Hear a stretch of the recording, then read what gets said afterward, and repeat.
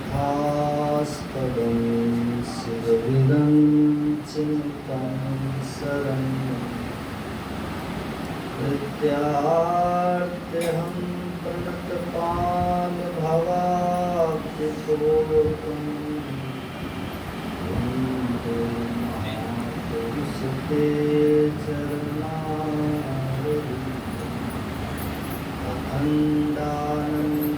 अखण्डानन्दबोधाय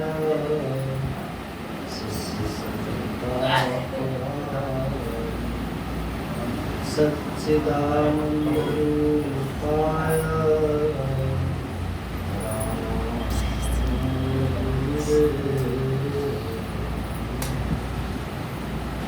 बोलिए प्रेम से श्री सद्गुरु महाराज की जय।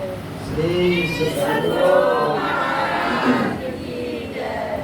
श्री सद्गुरु महाराज की जय। मंचासी पूज्य चरण स्वामी जवाहर बाबा के युगल पाद पद्मों में नमन। अर्चनीय वंदनीय साधु समाज के चरणों में नमन। उपस्थित सत्संग प्रेमी सज्जन को, पूजनीय माताओं एवं धर्म सीताओं, अभी हम लोग कालभूषुंडी जी महाराज ने बड़ी रहस्यमयी बातें कही है, सुन रहे थे। 14 वर्ष तक भगवान वन में रहे। 14 वर्ष के अंतराल में ही माँ सीता का हरण भी हुआ था और भगवान ने रावण का वध करके माँ सीता का उद्धार करके अयोध्या लौटे थे और अपनी राजगद्दी को भगवान ने संभाली।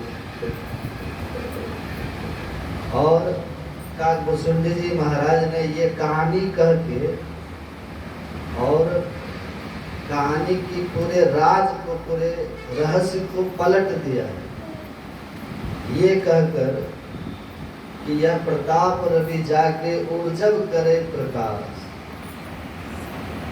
वहां तक तो ठीक था कि भगवान रावण का वध करके आए और अयोध्या में राज सिंहासन पर विराजमान हुए। यहाँ तक तो बात ठीक है और कथा के अनुकूल है, सीधी है, सरल है, सर्वग्राह्य है।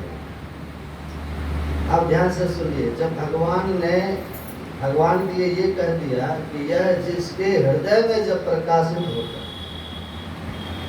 ऐसा कह करके काकभूषुंडी जी महाराज ने एक बहुत बड़ा संदेश दिया है और एक गोपनीय रहस्य को उद्घाटित किया है, उजागर किया है। ध्यान से सुनिएगा तब बात समझ में आएगी।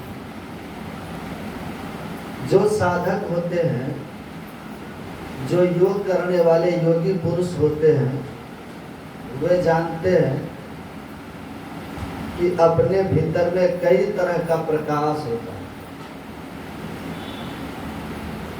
कई तरह का प्रकाश सबके भीतर हो रहा है और प्रकाश का प्रारंभ, प्रकाश का दर्शन, उसका आरंभ मानस ध्यान से ही शुरू हो जाता है।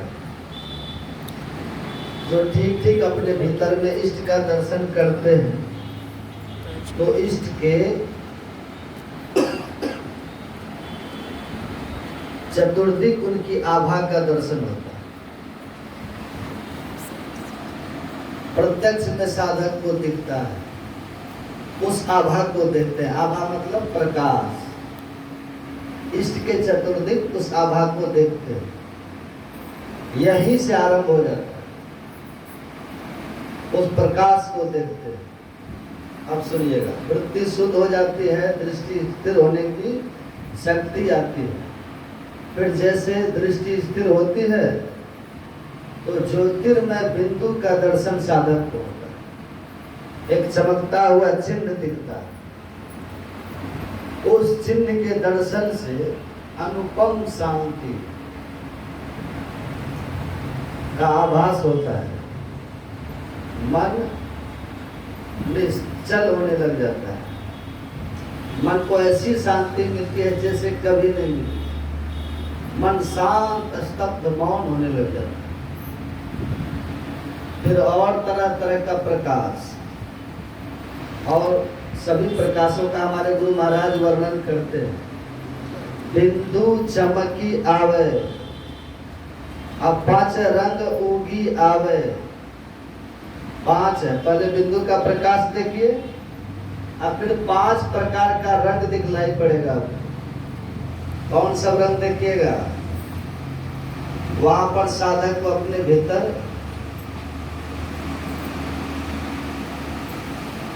5 तरह का रंग दिखता है। कौन सा?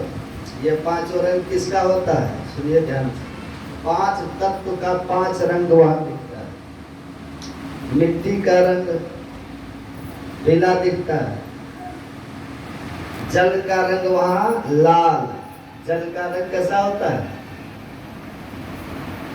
बच्चे पढ़ते हैं, हम लोग पढ़ते थे ना, कहते थे जल का कोई रंग ही नहीं होता है, जैसा पात्र में रखो वैसा वो दिखता है।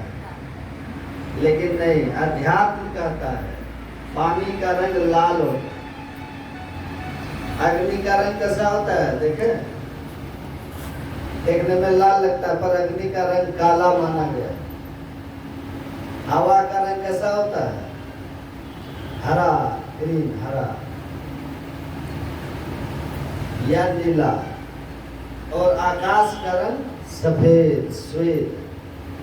अभी देखते हैं आकाश ऊपर देखिए नीला नीला दिखता है, वो आकाश नहीं, वो हवा का रंग।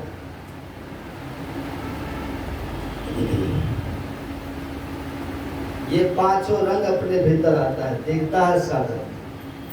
पीली, नीली, लाल, सफेदी, स्याही सन्मुख आता है।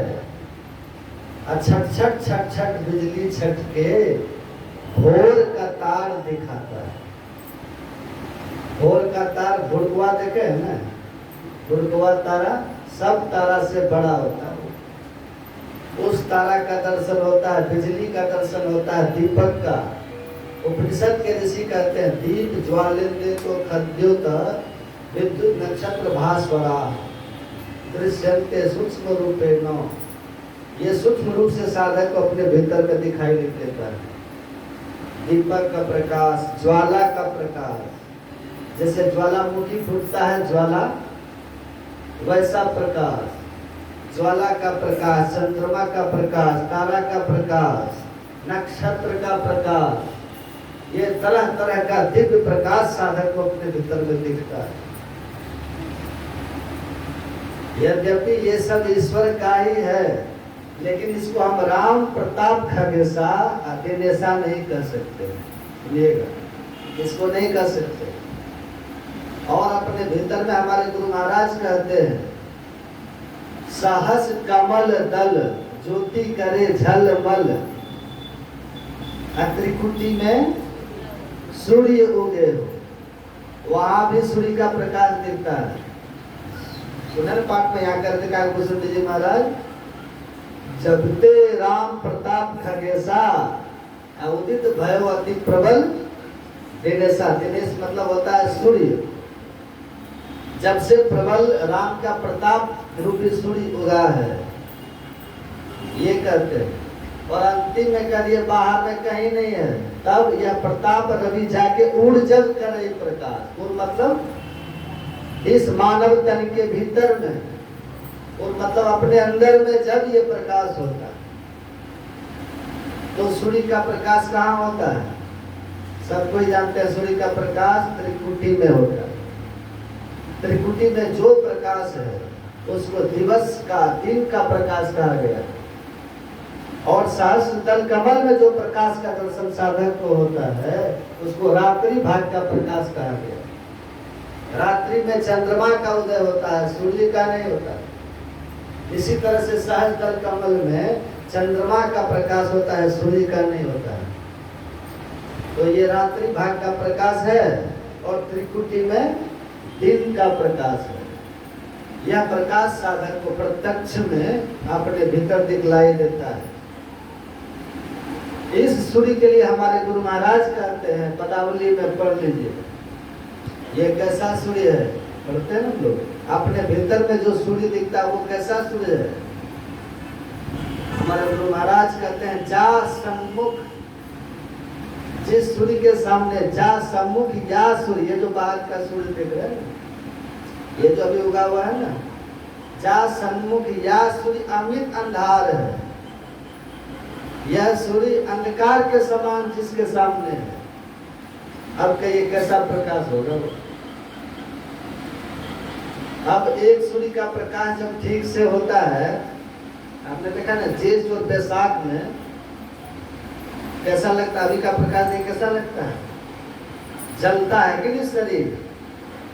जेठ की दोपहरी है, बैसाख में सूर्य उगे, दोपहर का समय हो, और निकलिए बाहर खेतों में, देखिए झुलसते हैं कि नहीं, पसीना से लथपथ होते हैं कि नहीं। और कितनी चिड़िया आप देखिएगा उस समय इस सूर्य की उष्णता से, गर्मी से मर जाते हैं। कितने पक्षी इसके तपन से तपित होकर के और पानी के अभाव में तड़प तड़प करके मर जाता है, पता है ना। ये तो प्रत्यक्ष में हम लोग देखते हैं। वो संपाति की कहानी सुनते हैं, संपाति सुने हैं ना, संपाति जा रहा था सूर्य के पास,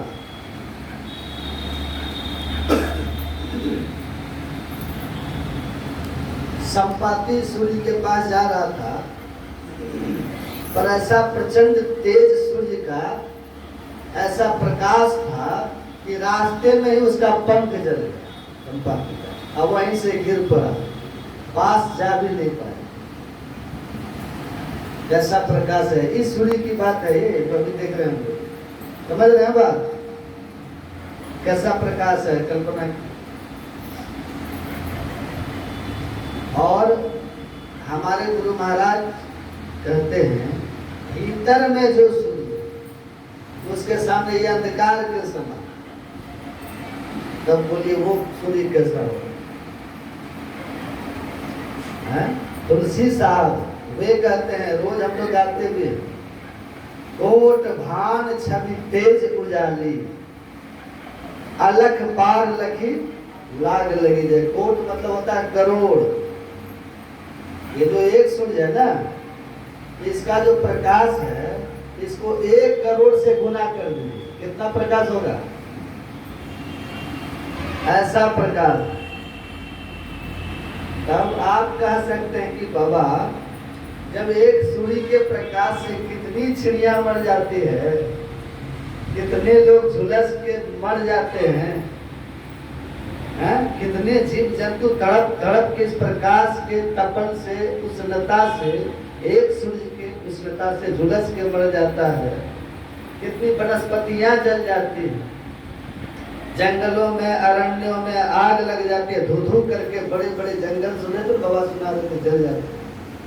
इसका जब 1 करोड़ गुना होगा तब क्या होगा, ये जो भीतर में आग लग जाएगी तो अकड़ी खोकड़ी सब जल जाएगी। हो सकता है लोग के मन में ये बात होगी। अब देखिए अद्भुत बात, इसी को संत कबीर साहब कहते हैं, आप उनकी वाणी में पढ़िए, उस प्रकाश के लिए संत कबीर साहब कहते हैं, रवि के भीतर शशि के वासा। संत कबीर साहब कहते हैं, रवि के भीतर शशि के वासा, और शशि के भीतर 2 प्रकाश है। कैसी बात है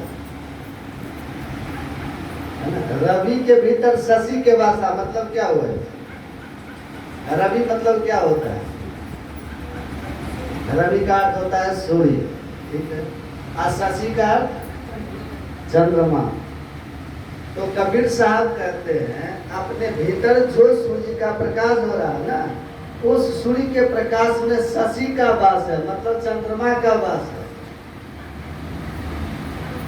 कहने का भाव ये है, सूर्य का प्रकाश तो है, इस सूर्य से करोड़ों गुना अधिक प्रकाश है, लेकिन उसकी विशेषता क्या है? उसमें शशि का प्रकाश है, चंद्रमा का प्रकाश, समझ गए? और चंद्रमा के प्रकाश कहने का भाव क्या है? शीतलता। अब आप बोलिएगा बाबा जब शीतलता होगी फिर तो बर्फ जम जाएगा, नहीं जमेगा। शीतलता का मतलब ये होता है जैसे शीतल जल कहिए, शीतल पानी से जैसे गर्मी को हम शांत कर देते हैं, अथवा चंद्रमा के प्रकाश रात में कितना शीतल होता है, उससे दिन का तपन शांत हो जाता है। इसी तरह से जो उस सूर्य को देख लेता है अपने भीतर, उनके जीवन में जो 3 ताप है, कौन सब ताप है? रामायण में ही लिखा हुआ है, दैहिक दैविक भौतिक तापा, राम राज का हो नहीं व्यापा। क्यों नहीं व्यापा? इसलिए कि जब ते राम प्रताप खगेसा उदित भयवती प्रबल दिनेश।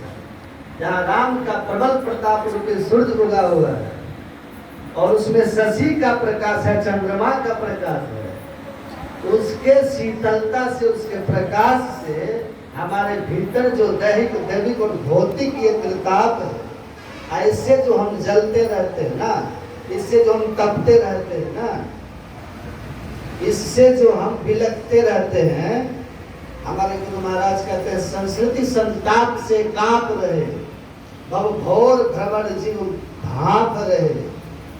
ये जो स्थिति हमारी, हम हाँप रहे, संस्कृति संताप से कांप रहे, ये जो स्थिति हमारी है ना, उस अपने भीतर के सूर्य के दर्शन से ये सब खत्म हो जाता है। समझ रहे हैं बात?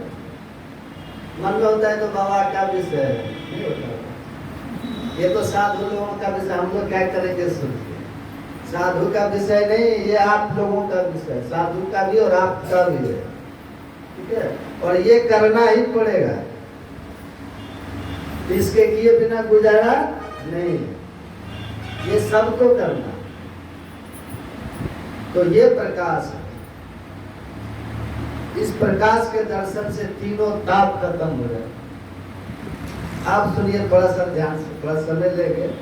भगवान राम कितने दिन के बाद आए थे अयोध्या? 14 वर्ष के बाद आए थे। उसके बाद ही ना राम का प्रताप रूपी सूर्य उगा है। 14 वर्ष के पहले नहीं होगा, 13 वर्ष में क्यों नहीं होगा? आप कहेगा क्योंकि वो 13 वर्ष में आए ही नहीं तो उड़ेगा कहाँ? 15 वर्ष में क्यों नहीं होगा?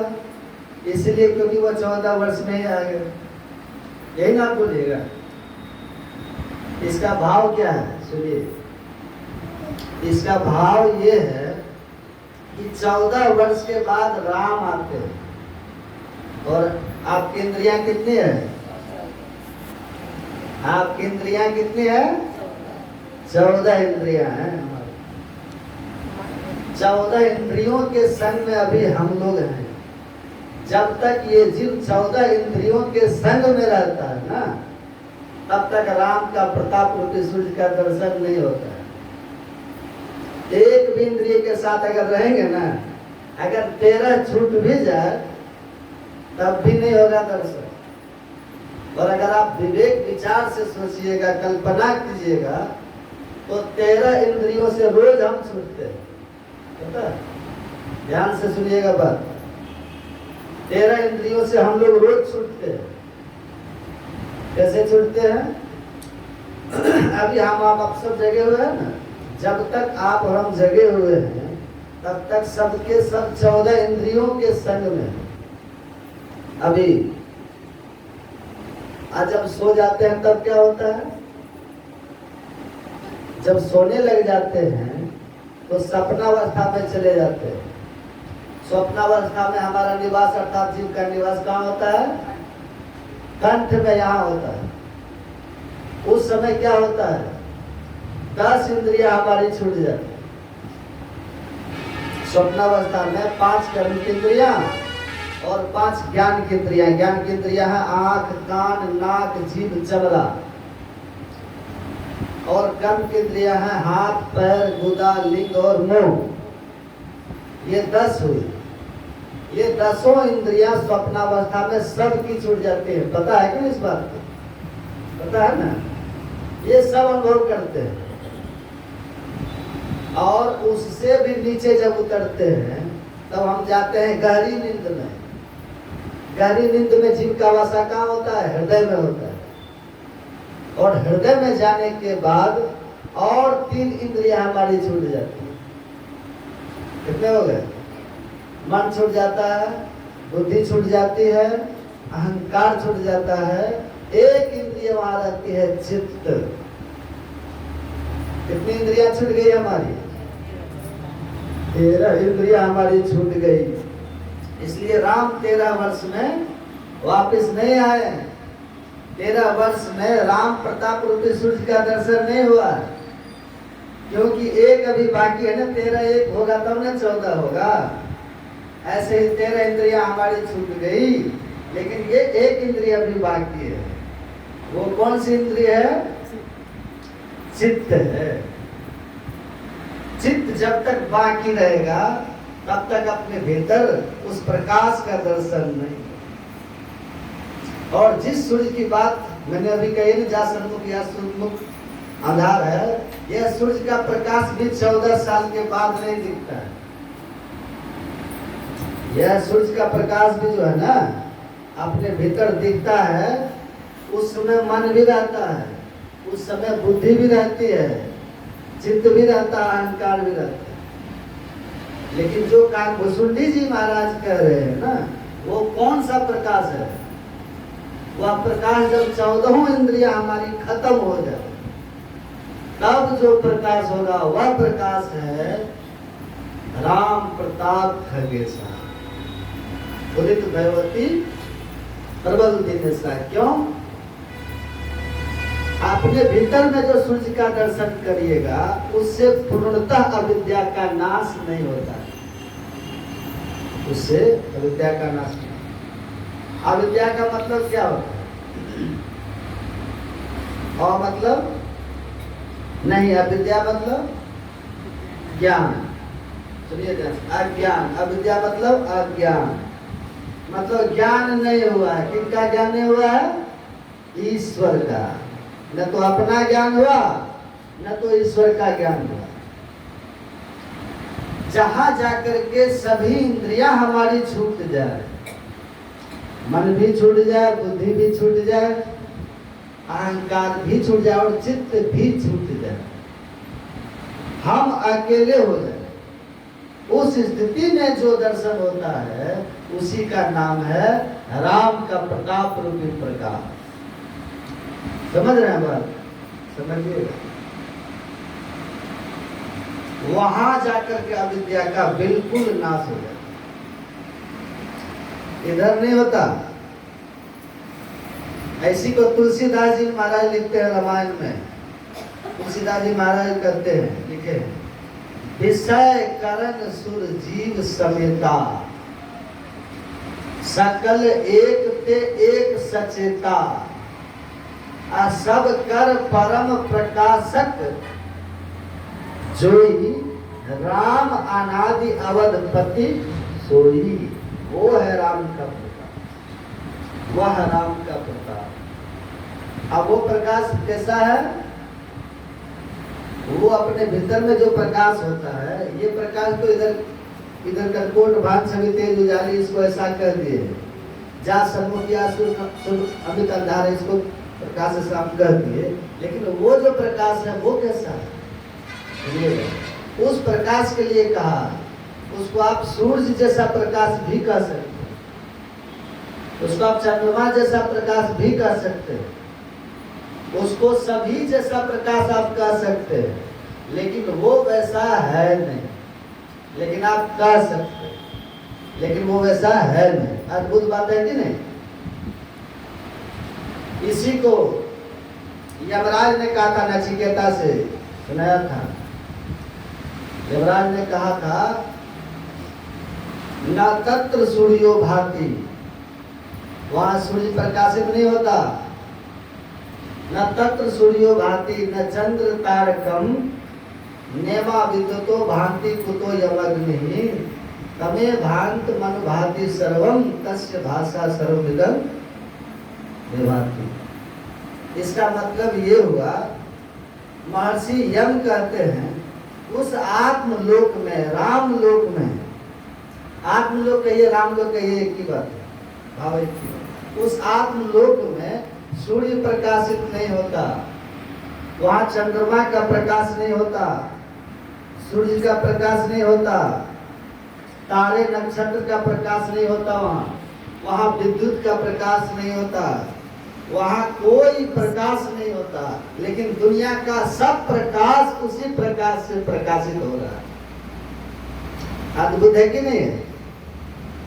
गजब है कि नहीं? वहां प्रकाश कोई नहीं है, लेकिन सब प्रकाश उसी प्रकाश से प्रकाशित हो रहा है। आप बोलिए कैसा प्रकाश होगा? सब कर परम प्रकाशक जोई। और दूसरी जगह तुलसीदास जी महाराज लिखते रामायण में, पुरुष प्रसिद्ध प्रकाश निधि, पुरुष प्रसिद्ध प्रकाश निधि प्रकट परावर नाथ। वो है प्रकाश निधि है वो पुरुष। तो आप बोलिएगा, सुनिएगा, थोड़ा सा थोड़ी देर सुनिए, खत्म सुनिएगा ध्यान से। नींद नहीं आ रही है सबको? अभी के वहां सो रही है, झुक रही है, झुक भी रही है। सुनिएगा ध्यान से, ये संस्कार रहेगा ना तो फिर मनुष्य नहीं मिलेगा। क्या कह रहे थे हम? प्रकाश, वो जो प्रकाश है तो वो कैसा प्रकाश? अद्भुत प्रकाश है। और ये जो प्रकाश है ये कैसा प्रकाश है? आप कहिएगा कि बाबा आप अभी प्रवचन में सुनाए, पुस्तक में भी लिखा है कि त्रिकुटी तक ही प्रकाश मंडल है। पता है, सब कहते हैं त्रिकुटी तक ही रूप जगत है, प्रकाश मंडल है। उधर तो शब्द मंडल है, शब्द के बाद फिर निशब्द मंडल है, और निशब्द मंडल को ही परमात्मा का परम पद कहा गया। तो फिर वहां पर प्रकाश की बात कैसे आ गई? सुनिएगा ध्यान से, फिर वहां प्रकाश की बात कैसे आ गई? श्री कृष्ण भगवान कहते हुए न तद हास्यते सूर्यो न शशांको न पावकः यद गत्वा न निवर्तन्ते तद धामो परमं मम। साफ भगवान कह रहे। लेकिन फिर वहां ये भी कहते हैं कि वहां कोई प्रकाश नहीं है, लेकिन सब प्रकाश उसी प्रकाश से प्रकाशित है। चंद्रमा में किसका प्रकाश है बोलिए तो? चंद्रमा में किसका प्रकाश? सूर्य का प्रकाश। और सूर्य में किसका प्रकाश? सूर्य में किसका प्रकाश?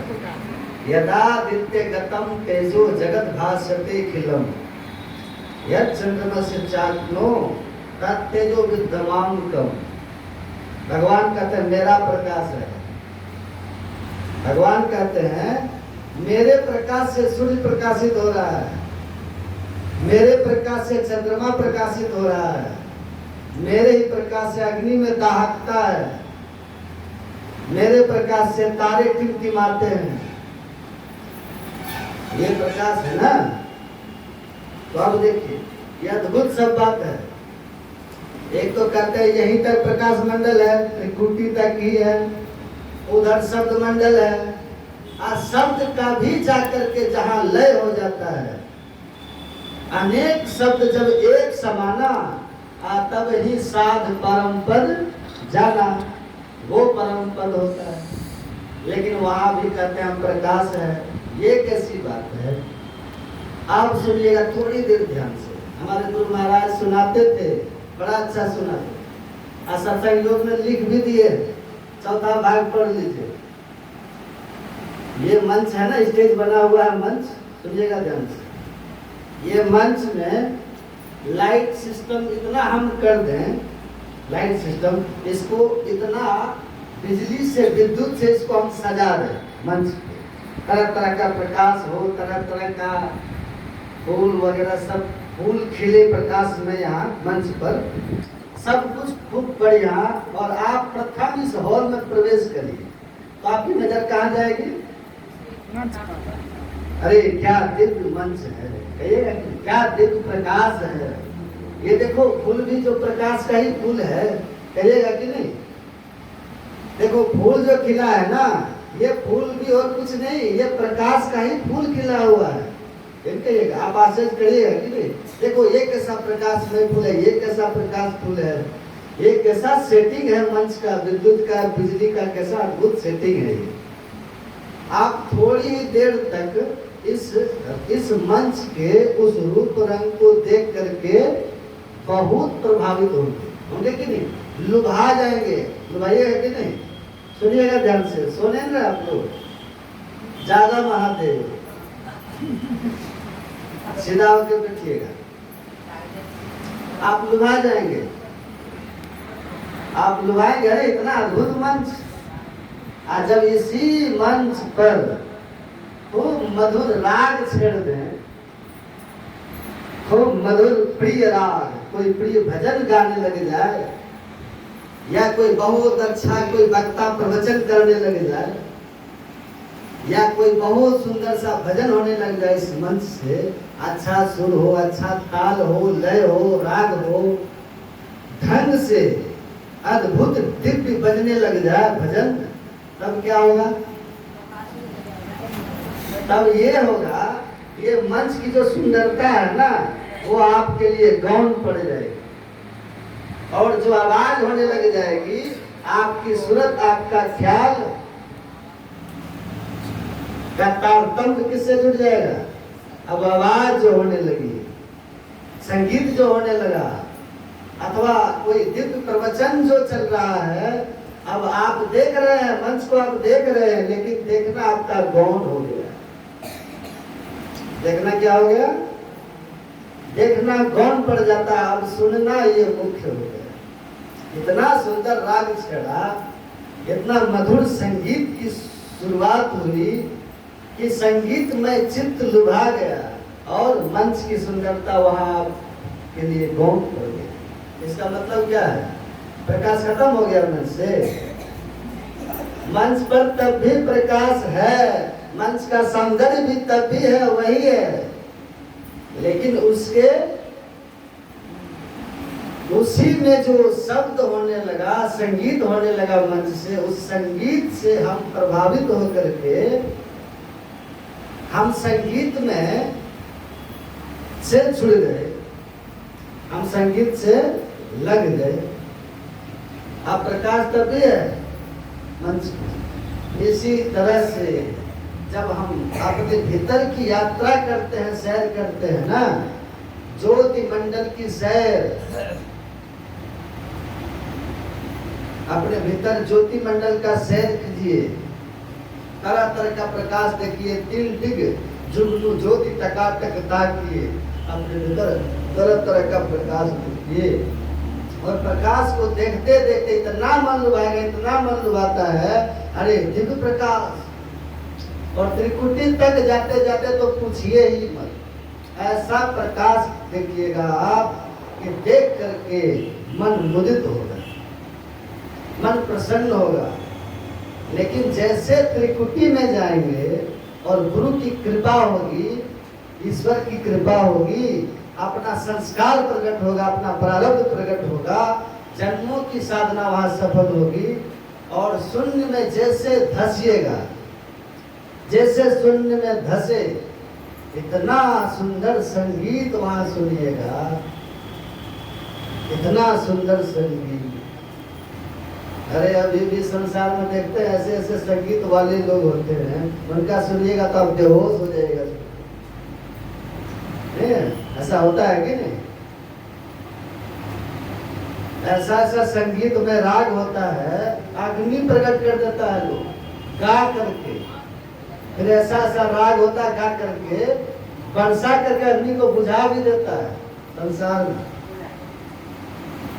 क्या संगीत आप सुनिए अभी संसार में, कितना मन उसमें लुभा जाता है। कान में घुसा घुसा के सुनते रहते हैं। ऐसे ऐसे कलाकार अभी भी है, आप सुनिएगा तो दंग रह जाइए। आप कल्पना कीजिए, आप दुनिया का सबसे बड़ा कलाकार हो और उसका सुनिएगा तो कैसा लगेगा।